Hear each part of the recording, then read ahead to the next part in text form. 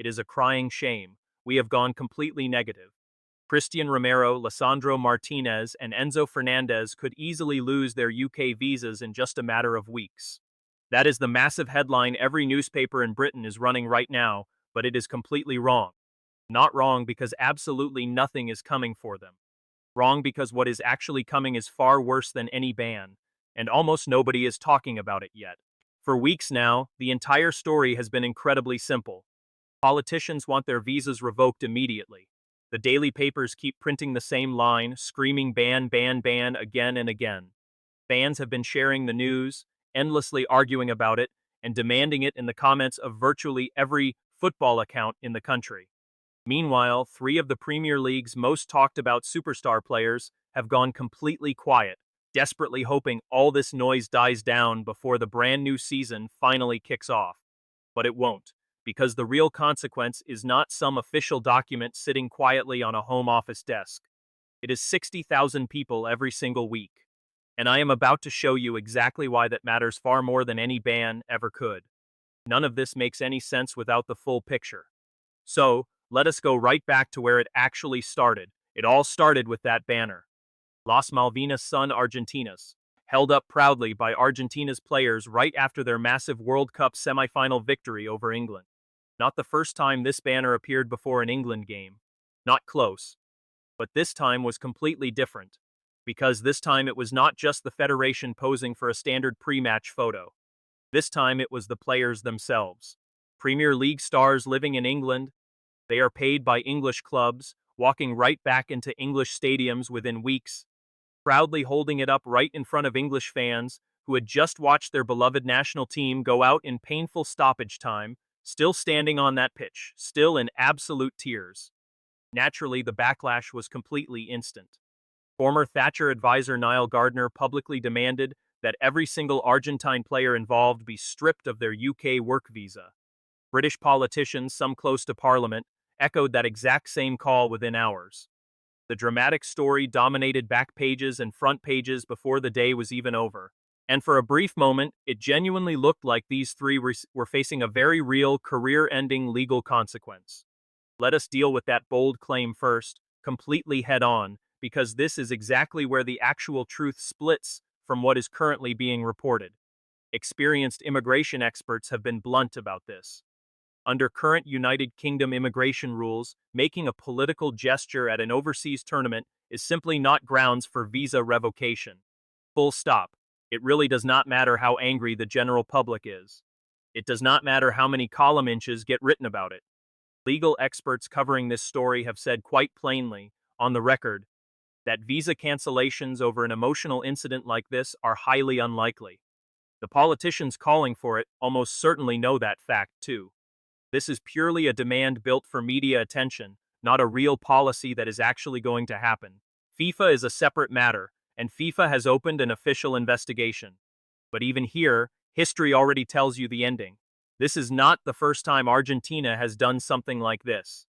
Back in 2014, before a friendly against Slovenia just days before that year's World Cup, Argentina's players held up the exact same banner with the exact same controversial words, and FIFA's punishment? A mere fine. Not a match ban, not a single suspension, just a fine the Federation barely even felt. That is the clear precedent. That is what FIFA actually does with cases like this. Fines, reprimands, strongly worded statements, never actual exclusions. Not bans on individual players from a domestic league that FIFA has absolutely zero jurisdiction over in the first place. So here is the raw, uncomfortable truth stated plainly, the exact part nobody wants to print. The Premier League simply cannot ban these players. The UK Home Office is extremely unlikely to touch their visas. FIFA's own long history says a fine is coming, not a suspension. Every single warning about a ban is selling you an outcome that just won't happen. But do not mistake that for these three players getting away with it. Because the real punishment was never going to come from some official tribunal. Never was it going to come from a remote disciplinary panel in Zurich. It was always going to come from somewhere far closer to home. It is going to come directly from the stands. Because here is what the players, hoping this blows over, clearly have not factored in. English football fans certainly do not need an official ban to make themselves heard.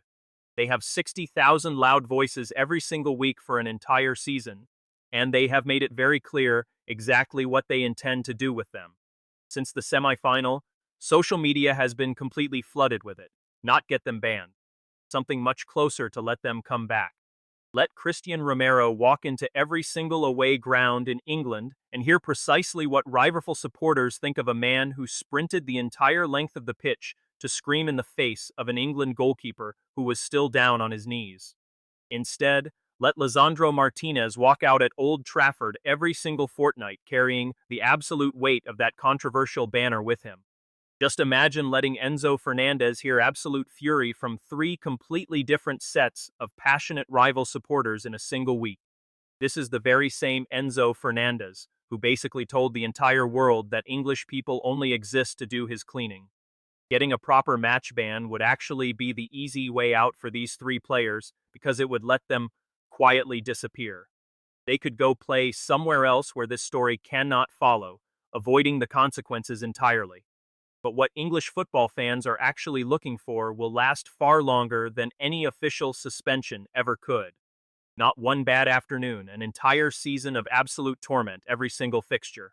Every single hostile away ground, for as long as they choose to keep taking home a massive wage that ordinary English supporters are paying out of their own pockets week after week.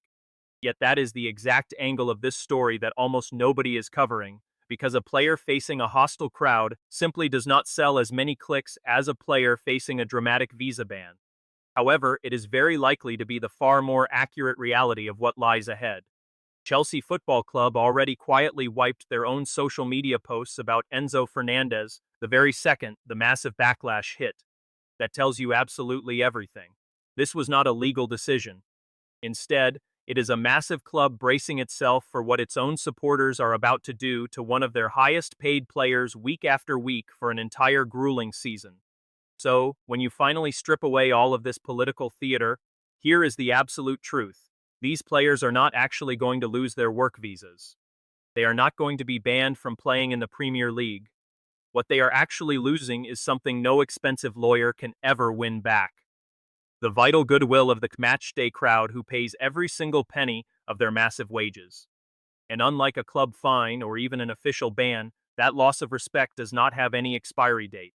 It is going to follow them to every single stadium and every match day, for as long as they are willing to step onto the pitch and take it. Perhaps that is exactly why quite a few fans are already joking that all three players will be in Major League Soccer within a year, playing somewhere a banner does not carry the same heavy weight. Over there, that insulting cleaning comment simply would not land with the same sting. Somewhere where none of this toxic history is waiting for them the moment they step off the team bus. But, as of right now, they are still Premier League players, and the brand new season is about to kick off. Let me know what you think about all this. Should the politicians keep pushing hard for a real legal consequence? Are we talking visa cancellations, massive fines, or something official? Or is what is already waiting for these three in the hostile away end every single week a much bigger punishment than any tribunal could ever hand down? Drop your take in the comments section below. And if you want to stay completely ahead of every single dramatic twist in this unfolding story before it breaks anywhere else, make sure you are subscribed. Truly appreciate you.